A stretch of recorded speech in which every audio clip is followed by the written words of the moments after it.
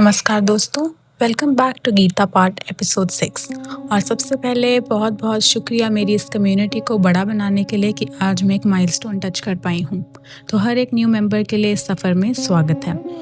चलिए आज एक ऐसे सच का एक्सरे करते हैं जो हम सबकी तरक्की को अंदर ही अंदर दीमक की तरह खा रहा है। जानते हैं क्या है वो चीज़? वो है हमारा गुस्सा और हमारा स्ट्रेस। हम में से हर कोई दुनिया को ये जताना चाहता है कि हम बहुत स्ट्रांग हैं, लेकिन हकीकत पता है क्या है?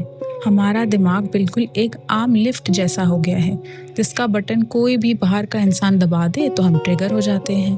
किसी ने रास्ते में गाड़ी के सामने से कट मार दिया, किसी ने फ़ोन पर बदतमीज़ी से बात कर ली या हमारे मुताबिक काम नहीं हुआ और अचानक हमारे अंदर एक धमाका हो जाता है, एकदम से गुस्सा आने लगता है।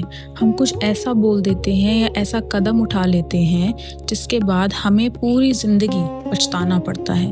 और गुस्सा आने के बाद जब वो 10 सेकंड का नशा उतरता है ना, तब तक हमारा सारा नुकसान हो चुका होता है।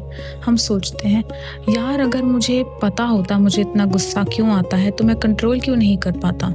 ज़्यादातर लोग सोचते हैं कि गुस्सा एक सडन इमोशन है जो अचानक से आता है, लेकिन भगवद गीता में श्री कृष्ण बताते हैं कि गुस्सा कभी अचानक नहीं आता।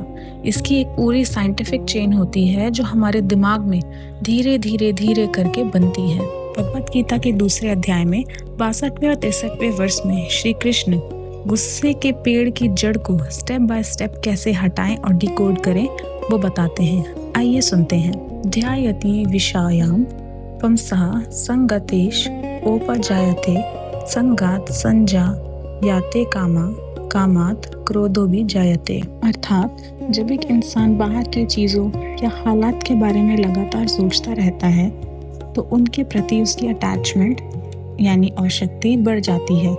तो जब अटैचमेंट से डिज़ायर पैदा होता है यानी कामना पैदा होती है, और जब उस डिज़ायर में कोई रुकावट आती है तो गुस्सा यानी क्रोध पैदा होता है। 63वें वर्ष में कहा गया है, क्रोधाद् भवति सम्मोहः सम्मोहात् सृम्ति विभ्रामा सिम्ति भ्रंशात् बुद्धिनाशो बुद्धिनाशात् प्रनाशयति। अर्थात गुस्से से इंसान की सही और गलत परखने की क्षमता पर पर्दा पड़ जाता है, जिसे कहते हैं सम्मोह, जिससे उसकी मेमोरी भी कंफ्यूज हो जाती है, जिसे कहते हैं स्मृति विभ्राम। मेमोरी खोने से उसकी लॉजिकल थिंकिंग, उसकी समझ खत्म हो जाती है, उसे हम कहेंगे बुद्धि नाश। और जब बुद्धि का नाश होता है तो वो इंसान खुद ही अपनी पूरी मेहनत और ज़िंदगी को बर्बाद कर लेता है, जिसे कहते हैं प्रनाशयति। अब इस पूरी साइकोलॉजिकल चेन को एक बहुत ही शांत और बेहतरीन एग्जाम्पल से समझते हैं, एक कांच के ग्लास में गंदे पानी के एग्जाम्पल से।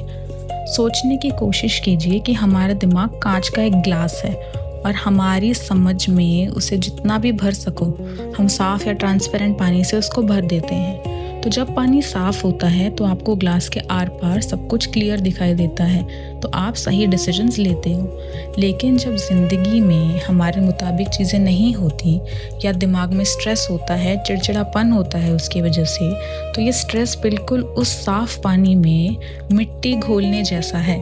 तो जब तक मिट्टी थोड़ी सी होती है पानी धुंधला होता है पर काम चल जाता है, लेकिन जब मिट्टी लगातार घुलती रहे या उसको और ज़्यादा मिट्टी सा मटमैला कर दे तो वो मिट्टी पूरे ग्लास में तेज़ी से स्वर्ल करने लगती है यानी घूमने लगती है। तो अब वो सारा पानी काला और गंदा हो जाता है।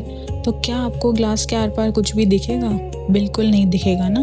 तो गुस्से का मतलब भी यही है, आपका दिमाग मिट्टी से भर चुका है तो आपको आने वाला सच दिखना ही बंद हो गया है। तो श्री कृष्ण यहाँ कह रहे हैं कि जब पानी गंदा हो जाए तो उसे ज़ोर ज़ोर से हिलाने से वो साफ़ नहीं होता।